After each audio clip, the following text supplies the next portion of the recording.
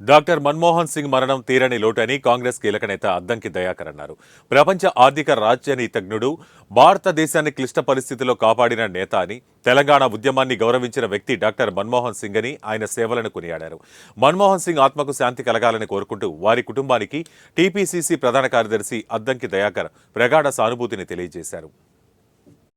లోటు ప్రత్యేకించి కాంగ్రెస్ పార్టీకి రాజ్యాంగ రాజకీయాలు చేసే వ్యక్తిత్వం ఉన్న ప్రతి నాయకునికి ఒక తీరని లోటుగా నేను భావిస్తున్నా.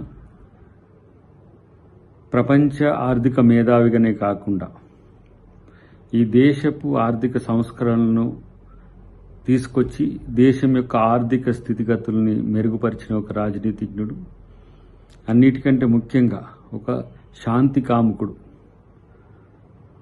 భారతదేశ మహాత్మా గాంధీ నాయకుడు ఏఐసిసికి అయిన రోజునే తను పరమపదించడం అనేది సింబాలిక్గా వారిద్దరిని గుర్తు చేసుకోవడానికి కారణమైనప్పటికీ కూడా అదే స్ఫూర్తితో రాజకీయాలను నేర్పిన ఒక మహానేత. సరళీకృత ఆర్థిక విధానాలు మధ్యతరగతి, దిగువ మధ్యతరగతి, పేదలకు ఎంతో మేలు చేసిన సంస్కరణలుగా ప్రపంచ ఖ్యాతిని ఆర్జించినవి. అలాంటి ఆర్థిక సంస్థలకు మూలమైన మన్మోహన్ సింగ్ గారు మన మధ్య లేకపోవడం అనేది చాలా విచారకరం.